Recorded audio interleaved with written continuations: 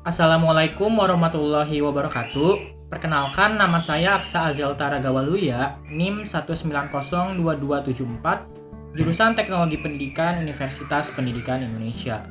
Jadi, pada kesempatan kali ini, saya akan membahas tugas artikel jurnal saya yang berjudul Pengaruh Penggunaan Aplikasi Belajar Online terhadap Kualitas Pembelajaran dan Hasil Belajar Siswa di SMA BPI 1 Bandung. Sebelum masuk ke pembahasan secara lengkap, saya akan membahas terlebih dahulu abstrak dari artikel jurnal saya. Jadi, perkembangan teknologi informasi dan komunikasi tentunya membawa dampak positif maupun negatif pada semua bidang, tidak terkecuali dalam dunia pendidikan. Termasuk diantaranya penggunaan aplikasi belajar online yang muncul sebagai eksistensi penggunaan teknologi dalam dunia pendidikan. Aplikasi belajar online juga menyediakan seperangkat alat yang dapat meningkatkan hasil belajar siswa secara konvensional sehingga dapat menjawab tantangan perkembangan globalisasi. Tujuan dari penelitian ini yang pertama, menjelaskan bagaimana pengaruh penggunaan aplikasi belajar online terhadap kualitas pembelajaran dan hasil belajar siswa. Yang kedua, menjelaskan kendala apa saja yang dihadapi oleh siswa setelah menggunakan aplikasi belajar online. Yang ketiga, menjelaskan bagaimana hasil belajar siswa setelah menggunakan aplikasi belajar online. Metode penelitian dilakukan dengan pendekatan kualitatif dan kuantitatif, yang dimana menunjukkan deskripsi dari tanggapan responden mengenai pengaruh penggunaan aplikasi belajar online. Dan dari hasil penelitian yang sudah dilakukan menyatakan bahwa terdapat pengaruh positif yang signifikan dalam penggunaan aplikasi belajar online. Selanjutnya masuk ke pembahasan. Yang pertama ada pengertian kualitas. Menurut Kamus Besar Bahasa Indonesia atau yang disingkat dengan KBBI, kualitas atau mutu diartikan sebagai ukuran baik buruknya suatu benda, taraf atau derajat. Adapun berbagai komponen yang dapat menunjang kualitas hasil dalam bidang pendidikan. Yang pertama, ada tenaga pendidik yaitu guru. Yang kedua, ada program satuan pendidikan yaitu kurikulum. Yang ketiga, ada faktor pendukung berupa fasilitas belajar. Yang keempat, ada sarana dan prasarana yang memadai. Dan yang terakhir, adanya evaluasi. Selanjutnya, ada pengertian dari pembelajaran. Pada hakikatnya, pembelajaran merupakan interaksi antara guru dengan siswa, baik itu interaksi secara langsung maupun interaksi secara tidak langsung, seperti menggunakan media dalam kegiatan pembelajarannya. Dan menurut Hamzah, pembelajaran merupakan suatu proses yang menimbulkan interaksi antara guru dengan siswa untuk mencapai tujuan pembelajaran. Selanjutnya, adapun pengertian dari kualitas pembelajaran. Menurut Glasser dikutip dalam Hamzah, kualitas itu lebih mengarah kepada hal-hal yang baik dan benar. Dan menurut Hamzah, pembelajaran merupakan usaha untuk membelajarkan siswa. Jadi, kualitas pembelajaran artinya mempersoalkan bagaimana kegiatan pembelajaran yang sudah dilakukan dapat berjalan dengan baik dan menghasilkan lulusan yang baik pula. Selanjutnya ada pengertian dari hasil belajar. Menurut Kamus Besar Bahasa Indonesia atau yang disingkat dengan KBBI, hasil adalah sesuatu yang diperoleh karena adanya usaha. Sedangkan belajar merupakan perubahan dari diri seseorang setelah melakukan aktivitas pembelajaran. Jadi hasil belajar merupakan perolehan dari proses hasil belajar siswa melalui kegiatan pembelajaran atau perilaku dari siswa tersebut. Dan perilaku dari siswa tersebut dibagi menjadi 3. Yang pertama ada ranah kognitif yaitu pengetahuan, yang kedua ada ranah afektif yaitu sikap, dan ada ranah psikomotorik yaitu keterampilan. Dan yang terakhir, adapun faktor-faktor yang mempengaruhi hasil belajar. Menurut Slameto, terdapat 2 faktor yang mempengaruhi hasil belajar, yaitu faktor internal dan faktor eksternal. Untuk faktor internal itu merupakan faktor yang dipengaruhi dari diri seseorang yang sedang belajar. Dan untuk faktor internal ini terdiri dari 3 bagian. Yang pertama ada faktor jasmania, yang kedua ada faktor psikologis, dan yang ketiga ada faktor kelelahan. Dan untuk faktor eksternal itu merupakan faktor yang dipengaruhi dari luar individu itu sendiri. Faktor eksternal pun sama, terdiri dari 3 bagian. Yang pertama ada faktor keluarga, yang kedua ada faktor masyarakat, dan yang ketiga ada faktor sekolah. Baik, selanjutnya saya akan menjelaskan analisis dari hasil penelitian yang telah saya lakukan. Dalam melakukan penelitian sederhana dengan metode kuesioner yang bersifat kualitatif dan kuantitatif, saya dapat mengetahui pengaruh penggunaan aplikasi belajar online terhadap kualitas pembelajaran dan hasil belajar siswa. Ada sekitar 50 responden yang telah mengisi kuesioner yang telah disebarkan, dan dari keseluruhan responden saya telah mengumpulkan data-data sebagai berikut yang akan saya jelaskan. Pertama, ada analisis dari pengaruh penggunaan aplikasi belajar online.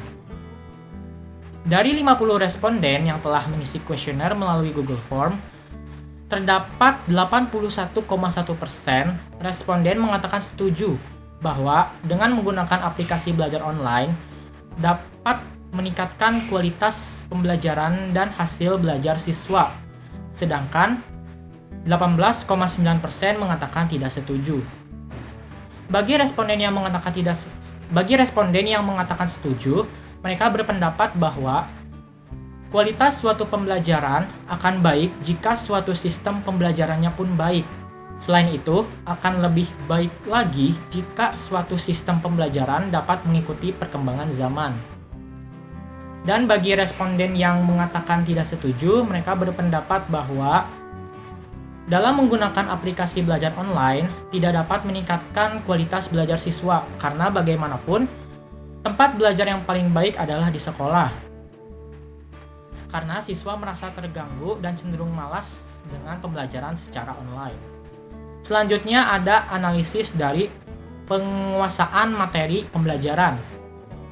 Dari 50 responden yang telah mengisi kuesioner melalui Google Form, terdapat 35,1% responden mengatakan setuju bahwa dalam menggunakan aplikasi belajar online dapat meningkatkan pengetahuan serta penguasaan materi pembelajaran. Sedangkan 64,9% mengatakan tidak setuju. Dari beberapa responden berpendapat bahwa pembelajaran secara online akan membantu dalam meningkatkan penguasaan materi pembelajaran jika materi yang diberikan itu dapat dibaca secara berulang-ulang. Adapun beberapa aplikasi belajar online yang sering digunakan oleh siswa SMA BPI 1 Bandung dalam melakukan kegiatan pembelajaran. Yang pertama, ada e-learning SMA BPI 1 Bandung, yaitu website sekolah. Yang kedua ada Kuiper School.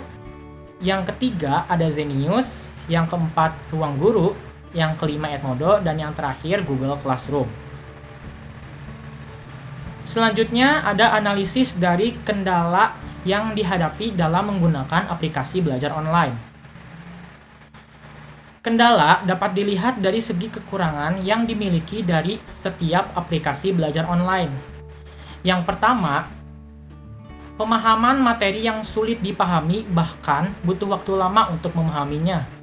Yang kedua, terdapat salah satu aplikasi belajar online yang tidak memiliki aplikasi Android maupun iOS walaupun sudah lama berdiri. Yang ketiga, pemahaman materi yang kurang maksimal, suasana kurang nyaman, dan tidak adanya kontak antara guru dengan siswa. Yang keempat, keterbatasan fasilitas. Dan yang kelima, pembelajaran terhenti karena koneksi jaringan yang tidak stabil untuk belajar. Dengan adanya kendala-kendala yang dirasakan oleh siswa maupun guru dalam menggunakan aplikasi belajar online, tentunya akan menghambat proses kegiatan belajar mengajar dan dapat diartikan aplikasi belajar online belum tentu efektif untuk dilakukan dalam kegiatan pembelajaran. Selanjutnya ada analisis dari hasil belajar siswa di SMA BPI 1 Bandung. Dari hasil penelitian yang telah dilakukan, sebagian besar siswa SMA BPI 1 Bandung telah merasakan adanya pengaruh positif dan signifikan dalam menggunakan aplikasi belajar online. Hal ini memungkinkan bahwa dalam menggunakan aplikasi belajar online itu dapat meningkatkan hasil belajar siswa. Terdapat 87,6% responden berpendapat bahwa hasil pembelajaran menjadi lebih baik karena dalam situasi pandemi COVID-19 ini siswa dianjurkan untuk belajar dari rumah. Dan dengan menggunakan aplikasi belajar online, siswa SMA BPI 1 Bandung dapat belajar di rumah dengan nyaman serta memiliki kualitas yang sama baiknya seperti di sekolah. Sedangkan 12,4% responden menyatakan bahwa hasil belajar yang didapatkan itu kurang maksimal. Selanjutnya ada kesimpulan dari materi-materi yang sudah dijelaskan sebelumnya, bahwa berdasarkan rumusan penelitian yang telah dipaparkan dan hasil penelitian yang telah dilakukan, saya dapat menyimpulkan bahwa aplikasi belajar online dapat memudahkan siswa untuk mengikuti pembelajaran. Selain itu, aplikasi belajar online juga merupakan salah satu faktor eksternal dari faktor meningkatkan motivasi belajar siswa. Tetapi itu tidak akan berpengaruh jika faktor internal dari siswa tersebut belum ada. Apabila dari faktor internal maupun eksternal dapat meningkatkan motivasi belajar siswa secara seimbang, maka itu akan menghasilkan hasil belajar yang maksimal dan baik. Sekian pembahasan dari tugas artikel jurnal saya. Semoga video ini bermanfaat bagi teman-teman semua. Wassalamualaikum warahmatullahi wabarakatuh.